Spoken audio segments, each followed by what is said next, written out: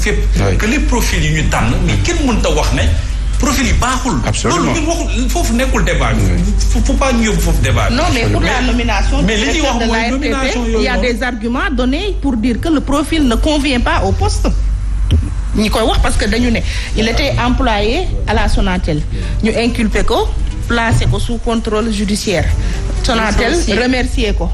ñu licencié ko. tey jii ñu jël ko nommé ko à la tête de l'ARTP. est-ce que décision de justice boobu noonu est-ce que am na décision de justice bi firndeel que ni moom dañ ko condamné ci acte yi nga xamante ni xëy na dañ ko jiiñ. si condamné contrôle judiciaire. dañ ko condamné à 2 ans de sursis assorti de contrôle judiciaire.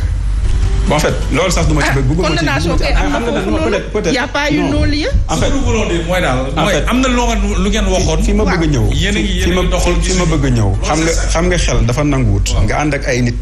ñoo xamante ni ay experts lañ. jàng nañ coalition bi ma lay wax. absolument mais coalition Diomaye président. mais tout à fait. ñi fa nekk ñu ci ëpp. mais on le sait la amul profil boo xamante ni. voilà mais nag. dafa am loo xamante ni pour man balaa may parce que dañu ci programme bi lu ñu wax. mooy certains postes. ah certain boo liiree programme bi ko gis. certain boobu ba wax non certain bi ba coow li jugee la. non Ousmane Sonko sur les plateaux Diomaye sur les plateaux de télévision. c'était en 2019. programme 2019. qu'est-ce qui a changé. Azalain ñun. nga xamante ni ñun nous sommes de l'ACOS. bien avant la coalition di formé wu. dafa am ñu fi nekk ñoo xamante ni coalition bañ avant ñu koy teg. dañu dem hôtel Azalain. ñu présenté ñu programme bi jox ñu ko Mimi Touré mi ngi fa woon kàngam yu bari ñii Mary Teuw Niane ñoom ñëpp a ngi fa woon ak ñun ñii. ba ñu ñëwee ci appel à candidature bi dañu ne lii buñ ko defee day indi coow. ñu indi ci suñu ay input. input yooyu moo tax ñu dugal ci aujourd'hui certains postes. mais certains postes yooyu. yan postes la ko. mais loolu poste stratégique yëpp. non attends port AIBD poste yu stratégique yëpp. poste yi nga xam ne ñun foofu lañ doon xaar sax. appel à candidature am loolu. mais loolu ki ko wax. loolu bu jàllee yan poste lañ. mais certaines la wax. waxul stratégie waxul dara. loolu nag mooy formule politicienne parce que loolu moom saaru nuance. mooy apprécier c'est pour nuancer mais vous avez dit que appel à candidature mooy am. ci poste de nomination yi à la tête des directions loolu ngeen waxoon. mais je t'invite à que nga lire programme bi. non certain boobu noonu xam nga coalition ak Pastef bokkul. dëgg la coalition bi ak Pastef bokkul ay nit yu expérimenté xam état dañu ñëw nekk ci biir coalition bi ba ñu ñëwee soumettre programme bi pour ñun ñu dugal suñu ay input dañ leen ne lii du jàll. finalement bañ ko corriger ci lañ indi certains. état membre de la coalition. non mais c'est la coalition qui a porté le projet. c'est pas Pastef nag moom mooy parti politique maire. ñoom xëj na am nañ loo xamante ni seen ay bëgg-bëgg la depuis 2019 ñi ngi ci. mais ba ñu ñëwee bokk kook ay parti politique ak ay mouvement ay borom xam-xam nekk ci dañu ne loolu mënagul nekk. parce que situation supposons ñu defoon appel à candidature. ak expérience yi ñuy laajte ak yooyu yëpp. mais sont les membres de Benno Bokk Yaakaar ñoom ñooy rafle mbir yi. parce que expérience su ma la déggee dafa mel ni ne comme expérience bi ñuy wax. ñu nekk autour de Pastef et de la coalition Diomaye amuñu expérience. boobu bu fekkoon def nañ appel à candidature. expérience par exemple bu ñu la nee poste par exemple yow ñu ne la DGID. wala ñu ne benn poste boo xamante ne ci poste stratégique yi la. yoo xamante ni tant que nekkoo ci état wala tant que politico pour ki nga xamante ni mooy gouvernement bi fi nekkoon maanaam pour nga accéder ci poste yooyu day jafe. wala niveau. voilà mais non mën nga am niveau bi parce que fële ñu ci bari laaj nañ CV yi y a presque 250 organisations. yoo xam ñu ngi ci biir coalition bi. absolument néew na koo xamante ni. mi ngi fa. te nekkul ingénieur wala nekk amul master. on n'en disconvient pas. donc la compétence est là maintenant nag man su may tànn. mais damay xool ñi nga xamante ni am naa ci ñoom confiance et ils sont compétents. fi ñu doon nangoo peut-être journaliste wala sénégalais jam ñu. mooy ki ñu jël tànn ko profilam dëppoowul ak poste bu ñu ko jox. kon certain poste bi def na effet. waaw sur le plan politique.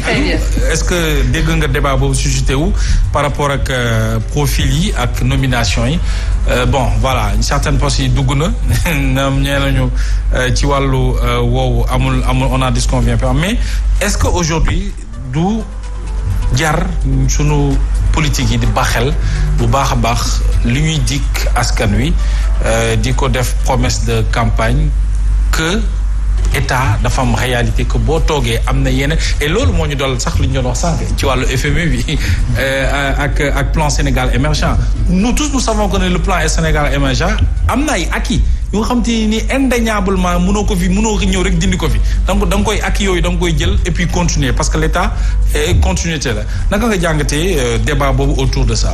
Mais tout d'abord revenir sur le plan Sénégal émergent maintenant de mon point de vue plan Sénégal émergent 2018 la jeex. De mon point de vue parce que 2014-2018 c'est le Sénégal enregistré ay performances macroéconomiques yu élevées demoon nañ bay jege 8% de taux de croissance donc pendant toute cette période là on est passé de 2 dem 4 dem 6 ba dem 8 Covid bi moo ñu wàcce donc boobu le PAP 1 a été très bien conduit a été très bien piloté te am nañ ci ay résultats de développement te man personnellement loo xam ne man mën naa ko ci apprécier mooy par exemple le PUDC qui est un programme pertinent et qui a pu permettre d'avoir des résultats de développement quand tu vas en campagne loolu lu leer la mais après Covid on n'est plus dans le PSE on était dans le taf yëngal comme on dit c'est-à-dire kii dafa ñëw Covid dafa ñëw avec ses réalités et ses problèmes bon ils ont appelé ça plan. Mais mooy la deuxième phase. Comment vous pouvez nier ces chocs exogènes amenés par la Covid-19? Ouais, mais c'est ce que j'explique. Je ne nie pas. Parce que c'est un contexte mondial. Ouais, mais je même ne nie les pas. États-Unis ont été au bord de la récession. Je ne nie pas quoi, mais j'explique en substance les différentes phases que nous avons vécues entre 2014 et 2024. C'est-à-dire après la Covid. On a ajusté, ils disent qu'ils ajustent, qu'ils accélèrent, mais ils ont laissé de côté. Parce que le plan Sénégal émergent, c'était l'horizon 2035. Les projets phares, les investissements qu'il fallait faire, les résultats auxquels il devait parvenir, tout était déjà planifié dans le PSE. Mais si vous regardez bien, à partir de 2019, quand il y a eu la Covid, ils ont laissé tomber beaucoup d'entre ces objectifs-là et ils ont ajusté, comme ils le disent, ils ont accéléré. 2 ans après, ils ont dit qu'ils sont dans un PAP 3. Bon, d'ailleurs, l'appellation de PAP 3 n'a pas été l'appellation officielle. Ici, dans les structures de l'État, en tout cas au ministère des Finances, ils parlaient beaucoup plus de PNDE que de PAP 3.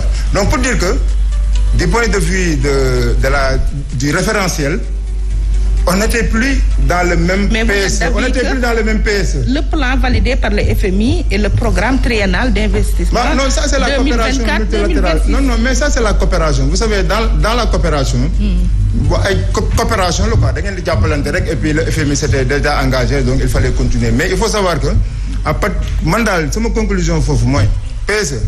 2018 la yam appelé des yëpp ay taf yëngal la woon léegi nag taf yëngal bi moo waral ba léegi nii ñii bi ñu ñëwee regardez ce qu'ils ont dit. déggee nga ne taf yëngal la tëlu mais taf yëngal boobu donc moom la FMI confirmé pour ñu continuer ko ak taf. Non loolu laa bëgg a àggali tu vois quand les autorités sont venues ils ont dit à partir du premier semestre de 2024 essayer de synthétiser les programmes urgents d'ici juin. Ñu travailler sur urgence yi par exemple la campagne agricole la tabaski et bientôt la rentrée scolaire et cetera donc si affaire yoo xam ne c'est urgent ñoom loolu la ñu invité toutes les autorités bu loolu passé maintenant quand on sera dans la LFR ñu jéem a xool ce qui est envisage mais loolu kay daf yëngal la ñu dem a xool nan la ñuy envisager affaire yi en tout cas pour terminer l'année en beauté et avoir le minimum de résultats à partir de 2025 nag ñu jublu si opérationnalisation wu li nga xam ne ñun moom la ñu indi sa dëgg donc man noonu laa gisee affaire yi mais maintenant pour revenir à ta question s'il te plaît tu peux rappeler la question. mais taf yëngal boobu moo ñu indil taux de croissance bu waral plébiscite institution financière internationale yi.